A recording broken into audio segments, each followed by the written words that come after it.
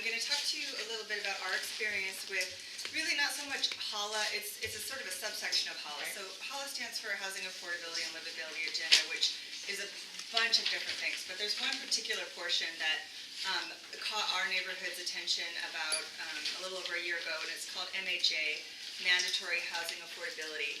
And what that is are a series of zoning changes throughout the city proposed purportedly to create affordable housing. So I guess I'll start a little bit with our West Seattle Junction journey, and then I'll end up with how and why you might care. So in October of 2016, many of us learned for the very first time from the West Seattle blog that there was something called HALA or MHA, and that 20 plus blocks of our West Seattle Junction neighborhoods that were currently zoned single family were proposed to be upzoned to residential small lot, LR1, which is townhouses, and LR2, which is small apartment buildings, and LR3, which is also apartment buildings. And we were like, what the what? You know, like, how did this happen? And it seemed to say that there had been all this community engagement, but, you know, I started going around to all my neighbors and nobody had heard of it, and what was this? And so what happened was, I don't know exactly when it occurred, but Mayor Murray, when he was in mayorship, entered into an agreement with a number of developers and affordable housing advocates, and purportedly this was to address the affordable housing crisis. And so what the city cannot mandate that developers put affordable housing in the units that they, or the buildings that they build. So what they did was come up with what's called the Grand Bargain. You may have heard of it. And what it was like, okay, developers, we're going to rezone all these areas that you want to build in. And in exchange, when you build in them, you can either include some affordable housing in the development, or you can pay a percentage to the city, and the city will build affordable housing elsewhere. And in this way, this is supposed to create a lot of affordable housing. So, and the term MHA is a little bit misleading because it's billed as, well, you know, we're gonna upzone these desirable areas for multifamily housing, and people who may have been economically disadvantaged will now there'll be affordable housing in these areas, and they'll be close to amenities and all these things. But unfortunately, that's not the way that it will likely work out, because of the fee that developers are able to pay to get out of putting the actual affordable housing in their units. And in addition, in what's called the MHA areas, and these are all the areas that are proposed to be upzoned, the zoning that is currently LR1, which is 30 feet and a particular density, the area that it can take up on the lot expands in MHA areas. And for LR2, which would currently be a 30-foot building, there's an additional 10 feet so what would be a 30-foot building will now be able to be a 40-foot building. I will just tell you I'll jump to the part right now where it might matter to you, because this is not just true in urban villages. That's where a lot of the single-family changes are happening, but it's also true for multifamily everywhere in the city. So any area in your neighborhood that is currently zoned for multifamily will be subject to MHA, which will mean these additional heights and capacity. So a number of us who hadn't previously been involved in Junction Neighborhood Organization, we learned of this, we kind of got connected up, and we started to want to get the word out to our community. So we did what we could we started a Facebook page, and we had community meetings, and we really wanted to enable people to be able to understand what this was and be able to let the city know what they thought of it and what their concerns were. And there were a number of city-sponsored events at which our neighborhood came out and, you know, had dialogue with the city and explained exactly what our concerns were. There's a term that gets thrown around a lot, and it's called NIMBY. And a lot of people, when you raise your concerns about a proposal like this, unfortunately, a lot of people that are in favor of the proposal will say, oh, you just don't want affordable housing in your area, which there's not going to be affordable housing in our area as a result of this anyway. But the very legitimate concerns that our neighborhood has raised are the fact that this will result in displacement of vulnerable populations in our own neighborhood due to things like increased property taxes. People won't be, there's already huge parking issues in our neighborhood. We don't have the infrastructure to be able to support the massively increased density that's being proposed. The West Yale Junction, as you I'm sure know, has already grown far beyond what was projected. Lack of schools, lack of sewage capacity. The city already acknowledges that the West Yale Junction urban village is underserved by parks. We have a little tiny park, and the golf course is considered our green space. But the more you build out, the less there will ever be any ability to do these things that were supposed to be amenities that were sort of the quid pro quo in exchange for an area becoming an urban village in which the city was going to deposit all this density. So another huge issue was our urban village, as well as many urban villages around the city, which, by the way, until this came up, I didn't even know I lived in an urban village. But back in the 1990s, the city went through this planning process when urban villages became urban villages. And there was these huge community-led neighborhood planning exercises culminating in each neighborhood having a neighborhood plan that the city adopted into its own comprehensive plan. So it sits there today as being a document that is supposed to be governing how neighborhoods grow. 9 of the urban villages neighborhood plans say, the single-family areas within urban villages are supposed to remain zoned single-family. The city is, as part of this process, kind of realized they now have to change that, so they're like, oh yeah, we're going to amend that, without the planning process that would normally go along with it. So all this to say is that we did our part in giving the city, our neighborhoods, input, and I did tons of public records requests to make sure that I captured every single bit of data from our urban village that had been provided to the city, and the results were that, there was these huge concerns. There was very little support for the proposal as proposed. We have lots of ideas about how we could accommodate additional density in our urban village, how affordable housing could be achieved actually in our urban village. We don't think that this is it, and we don't think that this is the best way. So we had all these ideas and feedback and input. Very few of them made their way into, actually pretty much none of them made their way into what the city ultimately proposed. Their final, their map proposal, after supposedly listening to all our input, looked very similar to the initial proposal. And so back in June, the city put out its environmental impact statement. When they want to do a zoning change like this, they need to do an environmental impact statement. Normally, you're not doing it on a massive citywide scale. So the document is supposed to set forth the impacts in a number of areas of, okay, well, if we go through with this proposal, this is what's going to happen in terms of displacement, aesthetics, air quality, I think is one of them, green space, tree canopy is another big issue for the West Seattle Urban Village. So there's designated areas that's what's called SEPA, says that are supposed to be addressed when you're going to undertake something like this.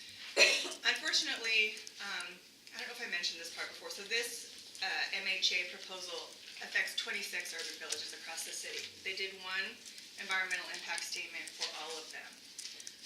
And so throughout, there's a lot of language like, well, we can't go really into detail on each particular urban village, but generally these are the impacts. Yes? Do we have just one urban village in West Seattle? No. How many, and what does that encompass? Okay, so there is Morgan Junction is one, Okay. West Seattle Junction is one, Admiral Junction is one, Westwood Village, isn't it? Westwood, Arbor Heights, Roxhill Park is one, and then also not in West, but in District 1, South Park, Georgetown is also an urban village. So, where was I? 26 urban villages. Okay, so obviously a lot of other neighborhoods throughout the city were struggling with the same challenges of making themselves heard, concerns about how this was going to affect their neighborhoods and how the impacts were being properly disclosed and analyzed and taken into account. And so our Junction Land Use Committee had already determined that based on the draft environmental impact statement, we made significant comments to it, said, look, these are the things that you didn't address with respect to displacement. And we went through how 25% of our the homes in our area are rentals, and so those are affordable housing right now. And so if you get rid of the people there and replace it with market rate housing, which is the likelihood, you're losing a lot of people there. There's just things like that. The traffic study that was done said it takes, I think, like 8 minutes to get across the West Seattle Bridge. Of course, the traffic study was done, I want to say, like at 6 p.m. in the evening, westbound, at a time, westbound, at a time when, it was eastbound. Yeah, so it's like, well, that's not really a valid discussion of an impact that would occur. So there was a number of areas, we put like 121-page, very detailed analysis of how it hadn't addressed the things it was supposed to address. However, we assumed that the final impact statement wasn't going to be much better. And so we consulted with a land use attorney to say, look, we want to challenge this environmental impact statement and at least get a decent analysis of what the impacts of this will be on our neighborhood. And so we consulted with a really great attorney. And then in the meantime, we discovered that a number of neighborhoods were also considering appealing. And so, long story short, we ended up joining together and forming what's called the Seattle Coalition for Affordability, Livability, and Equity. And it's neighborhoods all over the city. There's neighborhoods like Wallingford, there's South Park, Georgetown, there's Beacon Hill, there's us, there's Morgan, there's Westwood. And it's not just neighborhoods, it's Tree Path, which is a tree organization. It's Seniors United for Neighborhoods. It's Seattle Displacement Coalition, which for years has fought because they recognize social justice advocates regionally realize that this is going to result not only in displacement in these areas, but also in further marginalization of low-income populations, because where that housing is going to be built, the subsidized housing, is likely going to be in areas where land is cheap. It's not going to be in these areas that are, seem to be thriving. So anyway, so we joined together. We employed an attorney. We filed an appeal of the final environmental impact statement, and in addition, nine neighborhoods, including our own, and I believe Morgan as well. We filed our own appeals that are sitting side by side with the we call it scale appeal, so that if there's any issues that are specific to our neighborhood that don't end up getting addressed in the larger appeal, we can still pursue those. So it's a really big endeavor. We have a hearing scheduled, so it's like a trial. It's from front of a hearing examiner, with witnesses and evidence, etc. And it's now been bumped out to last week in June, and then in the end of July there'll be another week. I think it'll probably end up being longer than that. And so that's what's happening. Basically, a win. I guess I should talk. What is a win for the appeal? A win isn't, we're not going to do this at all. The city's not going to say, like, we're not going to do this. But a win would be, from the environmental impact statement perspective, would be you need to go back and actually do an environmental impact statement for each neighborhood that actually, every neighborhood is different. Every neighborhood has different concerns, from just even what it looks like to what the change would be. Their traffic patterns, do they have a hospital? What are their emergency services? All sorts of things that would come out in an individual environmental impact statement. So we just want a true disclosure of what, and whether any analysis has been done and what the impacts would be. So that's one thing. And then from a political perspective, what we would really like, the scale generally, the coalition generally, feels that what was supposed to be and what's given lip service to as a neighborhood-driven planning, citywide planning, that's what it's supposed to be in our comp plan. That's what happened when the urban villages were creating. That's what they say still happens with lots of community engagement and stuff. That's not what has happened, and this is just a really, I think, reached a peak example of how the city's gone in a very top-down direction.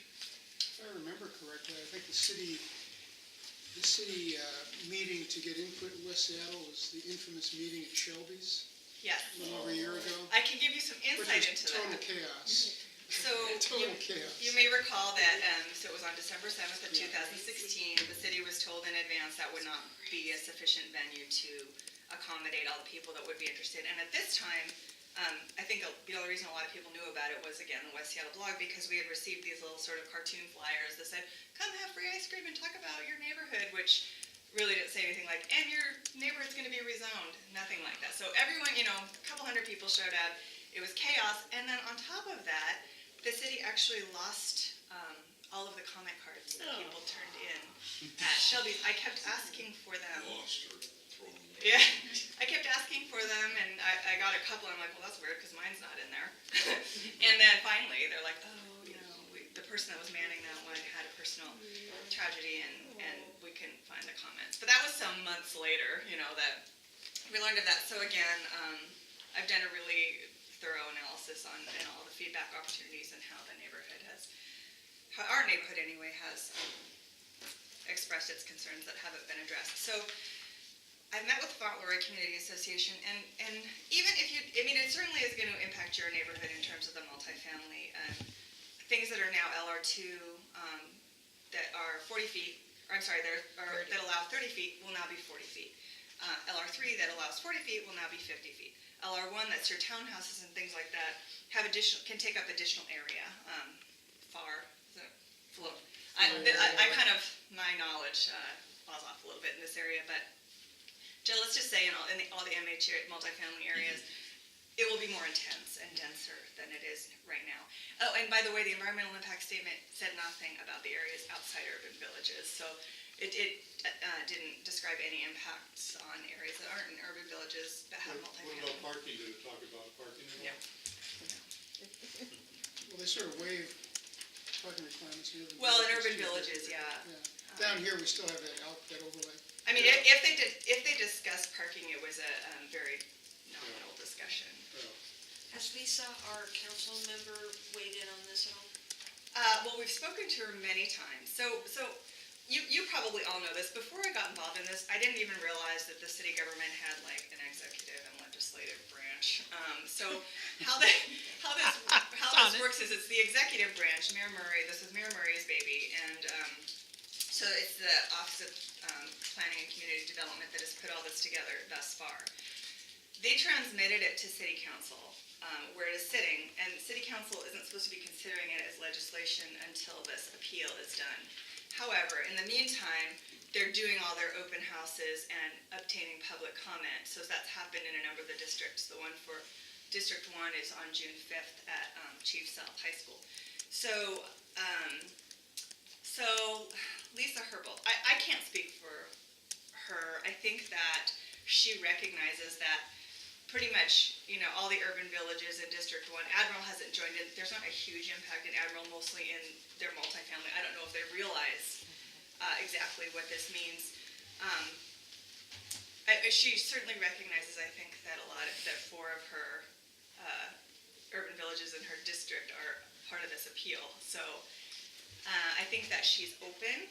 I think that she's in a difficult position because a number of the council members are very supportive of who isn't supportive of the need for affordable housing? We just don't think that this is... Did you go up and talk with people at Admiral Community Council? I had Larry Weimer, yeah. We've talked a couple times about me going and talking to them. Because I attended that public, and I think you did too, Kat. And there were concerns there. The Admiral... Yeah, the citizens were concerned. Which event were you talking about? The upzoning. Shelby. The Shelbys. It was an open house. It was an at open the high house school. that they had at the high school. Yeah. Was this before Shelby's? I think it was. Well, there's been a couple. So there was the one at Shelby's. There was one that Rob Johnson's office put on at the West Seattle Senior Center, and then there was one I want to say in maybe last summer. That was I don't know if it was at West Side School. Yeah, West Side School. Oh. So I don't know which one it was, but I'm sure I have all of their input. I vaguely remember one down at Cooper School. Yeah, if it was specific to Admiral, then I don't know. I was definitely one of. I'm happy to talk to them at any time, and it would be great to have them on board. I think that, I think that there's still neighborhoods out there that aren't necessarily aware of what this is going to mean. Yes. Do you have a strategy for the change of executive? In other words, whether there's political action opportunities Well, to it's a little. influence decisions? The good news, I think, is that one good thing that happened from my perspective is that Mayor Murray is not there anymore because he was the real driving force behind this. And Jenny Durkin, I think, is much more open to a solution that would listen to neighborhoods. At least she talks about that a lot. I think that she would be interested in more of a compromise. And if, however, let me put it this way: had we not appealed it, I think she would have been just as happy to have the thing go through. Now that there's an appeal, I think she's pretty pragmatic and would want a result that neighborhoods could get behind. But that also would achieve affordable housing. I think it's hard for people coming in to necessarily get their arms around this whole thing because it does sound good. I mean, who doesn't want housing affordability and livability? You know, one of our points is that none of those things is actually happening if you parse it down, and there's a lot of developer-funded groups that think that they're advocating for something really good and that are very vocal without necessarily understanding some of the impacts that this is going to have, some of the irreversible impacts that it's going to have. Well, the city's talked to affordable housing for decades, but it never gets there. Because everything they do adds to the cost, ultimately. As I understand it, and so there's various people on the coalition that have various different interests, passions. Like I said, Seattle Displacement Coalition's on it. So I'm sounding like someone else we all know. It's like people have said, but it's my understanding that there actually are studies out there commissioned by the city that show that there are better ways to do it than this. So, you know, there were a lot of developers that signed on to the grand bargain, and They love it. yeah. Any other questions? Yeah, how's the junction paying for the lawyers? Well, we're doing the work ourselves. You don't have to have a lawyer if you're your own appellant. I actually am a lawyer. Unfortunately, I'm not a land use lawyer, so I'm not. We're doing our work on our appeal. The scale appeal, we have, we're just fundraising. Our small little land use committee has contributed quite a bit to the pot. If you're asking if you'd like to donate, I'm happy to steer you in the direction that you could do that electronically, because it's a very expensive effort. You were talking about a 2 to 3 week hearing in front of a hearing examiner and all the preparation that's involved in that. It's somewhat daunting, but it's an important, I think it's important for neighborhoods to stand up and say, like, wait a minute. I think I remember you telling me that neighborhood organizations can join SCALE. That's absolutely true. There's a fee to do that, and that goes toward the appeal. Oh, yeah, we would love to have your neighborhood organization join as well. Should we discuss it and decide to do it if we, decide? So originally, when members were joining, we said, okay, well, what we would like is for each group to contribute, but recognizing that there's some areas that really just can't afford it, Our group has put in probably close to $10,000, but we asked we were asked groups for a minimum of 500. As we've now progressed and our attorneys have indicated that it's going to be more than we originally thought, we're bumping that up to $750 per group as a minimum. We would ask that people would send the information out to their membership and do an ask for them if they want to join. But really, it would be really great to have all of District 1 that's going to be effective. Fauntleroy joined as well. They're not an urban village, but they see the creep that is happening as the city's not going to stop with this set of zones if it goes And through. let's say $750 gives a community group a seat at the table at Correct. SCALE meetings. Otherwise, the meetings are not open to the public. No, they're not, Because- for obvious reasons. Yeah, for Yeah, you'd obvious have a reasons. representative if you wanted on the legal committee. Yeah. And then we would ask that to the extent you had someone available. There's a legal committee, a fundraising committee, and a PR committee. And then, you can have all sorts of fundraisers, whatever fundraisers you want. Totally. Pass the hat at Sub Pop. Jim. So what you're saying is it would be for the Alki Community Council, would be $750? Right. Okay, that's very And simple. I think there is I'm just talking off the top of my head, but there is the value to that also would be yet another community organization to add to the other. Rather than having 100%. 27, you've got 28, 29, 30. All of a sudden, Sure. downtown at City Hall, they go, critical mass. Well, the other thing it does is that, Who's up for re-election in November? so sadly, Lorena Gonzalez, I think, is a huge advocate of HALA, and she was reelected. I'm sure there's other issues. I tend to be on a single focus at this moment, so that's what I was looking at with respect to that. But, what was I going to say? shoot. Oh, yes. So, one thing our group met with Rob Johnson and Lisa Herbold at one point. He's the head of one of the committees that will be considering this, and he's really gung-ho on it. And he's at large, I believe, an at-large position, and he was. Rob Johnson, no, he's like, he is, I want to say, District 4? he is, I think, Wallingford, Oh, okay. whatever that district is. But the one question we asked is that, if this was before the final environmental impact statement came out, and we're like, if this comes down and it doesn't reflect, the changes don't reflect what our neighborhood input was, what's our recourse at that point to the council? And, he said, okay, well, there'll be, I forget what he called it. There'd be these open houses at which these concerns would be vetted, which is, I assume, are the open houses that are happening right now. I've been to one, that's not what it seemed like, but then you'd have your opportunity to speak in front of council. And so I asked, well, if there's a particular district that is telling council, look, this is not what our neighborhood said, and this is in fact, and that's correct. Will you be giving deference to the council member from that district to advocate for their district to do something different? Or is every council member going to be just essentially an equal vote with respect to the whole thing? And he indicated that, in fact, on certain areas of this, the council member for the district that has the knowledge would be given, significant deference if it's an issue that is something that they could compromise on.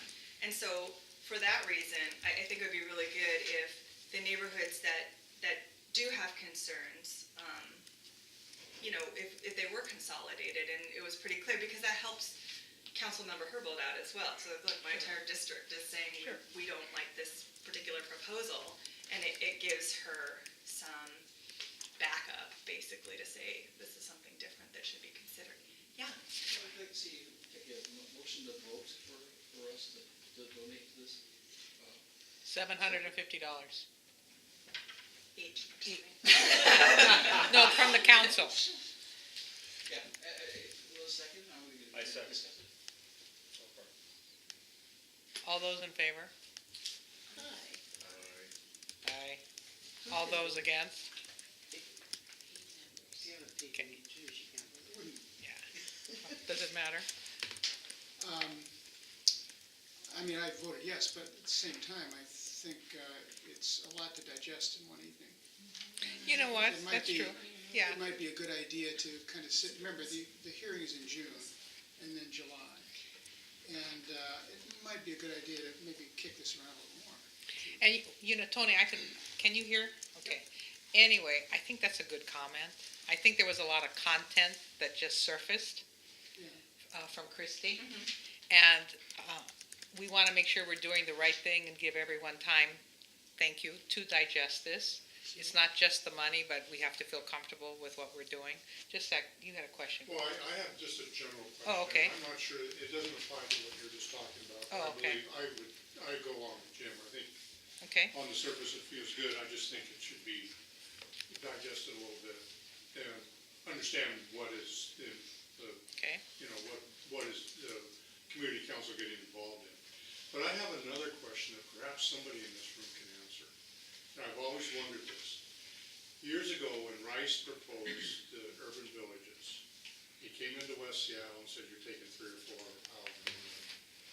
And Charlie Chong took, and a bunch of other people took it to court, and the judge ruled against the city and said, you cannot do this until you provide all the amenities that are going to be necessary Right. for the additional city services that were going to be required for.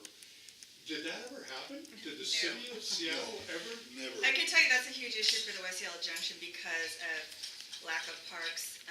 We don't have a community center, we don't have a library, we don't have many of the things that, the amenities that were promised in exchange for becoming an urban village. We have rapid ride sea line, but I can tell you from firsthand experience that that's not particularly sufficient to comfortably serve the existing population, let alone the additional increase in density. So it does appear that the portion of the urban village strategy where the amenities were to be provided in exchange for accepting all the density has been Right. abandoned, but the density portion has remained. Wasn't there